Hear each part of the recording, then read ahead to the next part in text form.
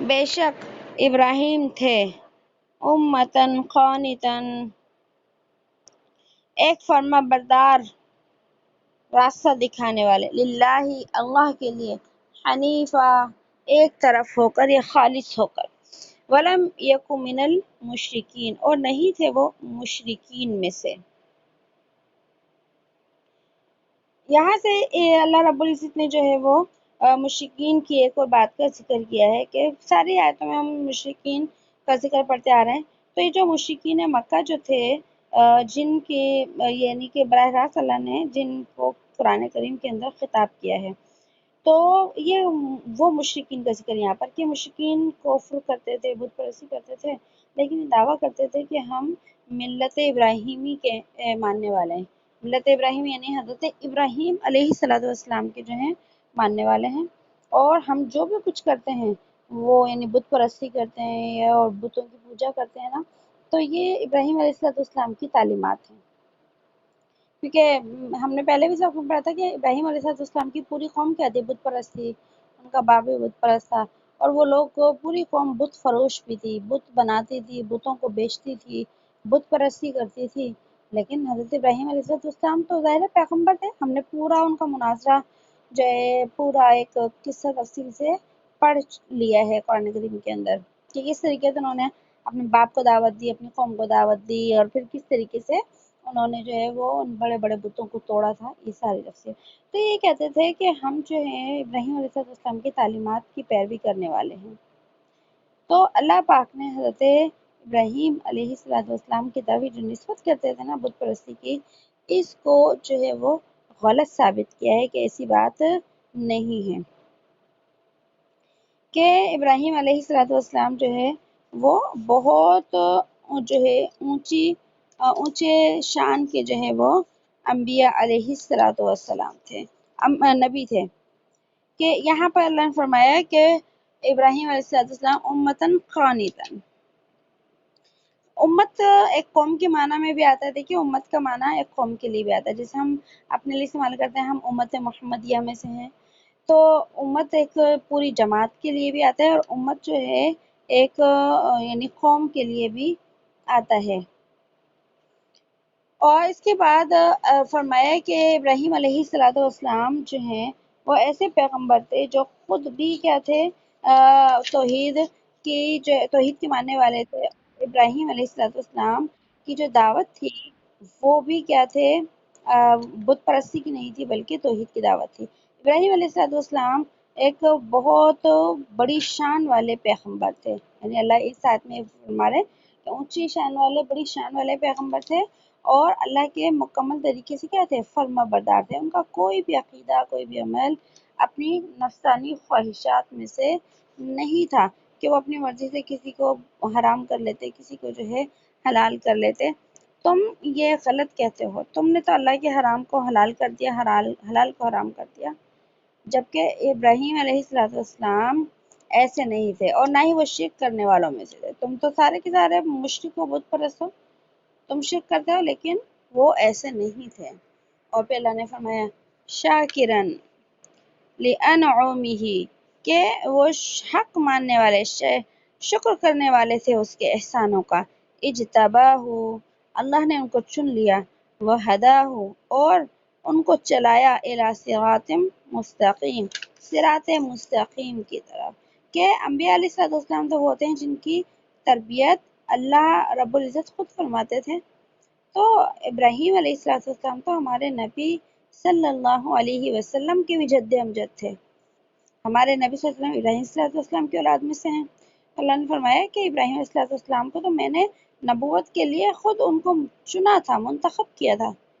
تو میرا انتخاب غلط ہو سکتا ہے کہ میں نے کسی معاذ اللہ ایک جو ہے وہ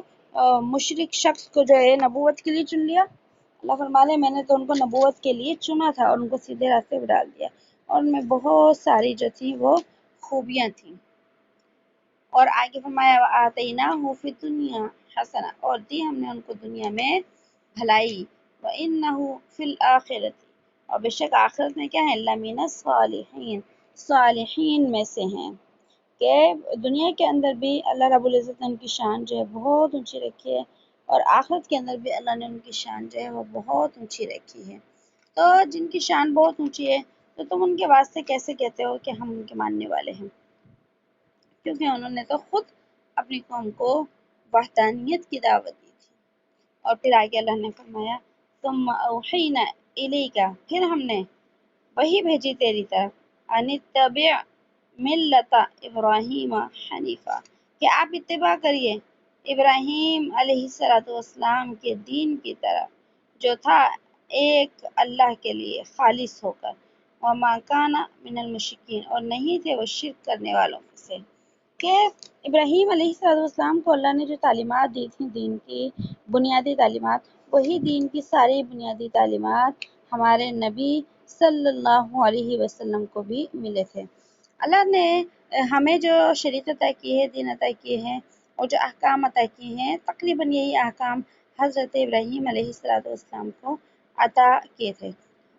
بس ہماری اس شریعت کے اندر یعنی شریعت محمدیہ کے اندر کچھ خاص احکام بھی ہیں جن کو جو ہے تھوڑا سا الگ کر کے اس امت کو دیا گیا ہے، لیکن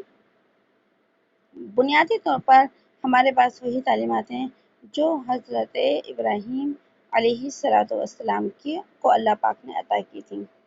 اس لیے فرمایا کہ آپ جو ہے ابراہیم علیہ السلام نبی علیہ السلام کی بھی کیا جد امجد ہے، اور وہ مکان من المشرکین، و مشرکین میں سے نہیں تھے۔ تمہارے بیجا اعتراض ہے کہ ہاں، اور بیجا دعویٰ ہے کہ تم جو ہے ابراہیم علیہ السلام کے ماننے والے ہو۔ اور پھر آگے اللہ پاک نے فرمایا انما جعل السبت، کہ بے شک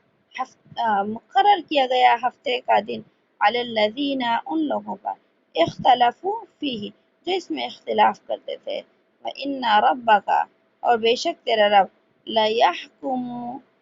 تاکہ فیصلہ کرے، بینہم، ان کے درمیان، یوم القیامت، قیامت کے دن، فیما کانوا فیہ یختلفون، جس بات میں وہ اختلاف کر رہے ہیں۔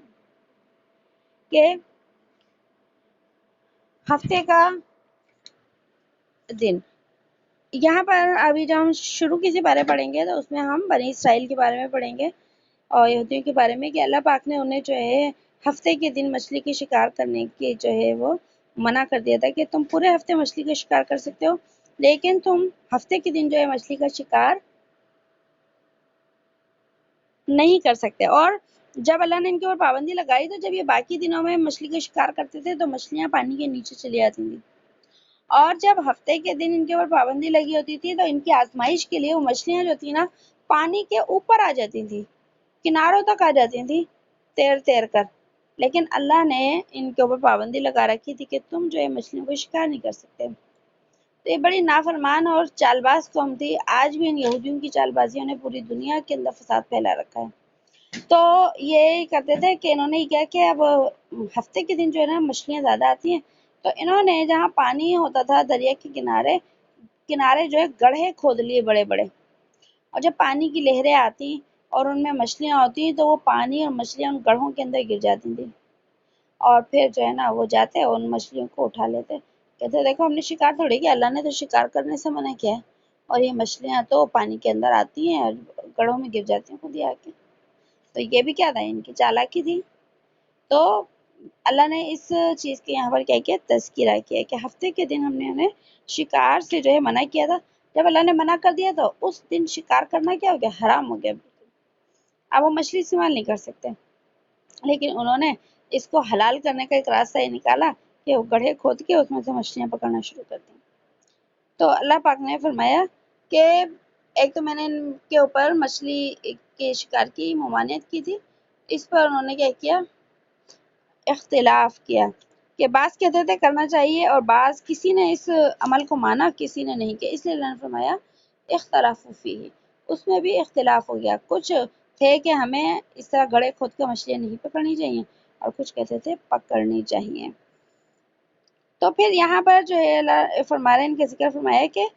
حلال انہوں نے اللہ پاک اگر کسی حلال چیز کو خود حرام کر دیں تو وہ چیز دوسروں کے حق میں بھی کیا ہو جاتی ہے، حرام ہو جاتی ہے۔ جیسے کہ دیکھیں گائے کا گوشت ہے، کھانا حلال ہے بالکل، لیکن یہ مر جائے تو پھر اس کا کھانا کیا ہو جاتا ہے، حرام ہو جاتا ہے۔ تو حلال کو بھی اللہ اگر حرام قرار دے دیں تو اللہ ہی دے سکتے ہیں، کوئی دوسرا نہیں کر سکتا۔ اور اللہ نے فرمایا کہ یہ جو ہفتے کے دن جو مچھلی کا شکار تھا، مچھلیاں حرام تھی، یہ صرف یہودیوں کے لیے تھیں، باقی ملت ابراہیمی کے اندر اور دوسری امتوں کے اندر جو ہے یہ حکم کسی کے لیے بھی نہیں تھا۔ اور اللہ نے فرمایا کہ یہ قیامت کے دن میں اختلاف کرتے ہیں تو عنقریب قیامت جو ہے آ جائے گی۔ یہ وہی اطلاعات ہے جو کہ قرآن کریم نے بار بار بیان کیا ہے کہ قیامت کے آنے کے اندر جو ہے وہ انکار نہ کرو، کیونکہ قیامت انسان کی زندگی کا اور بلکہ یوں کہیں کائنات کی وہ حقیقت ہے جس حقیقت سے کوئی بھی شخص انکار نہیں کر سکتا۔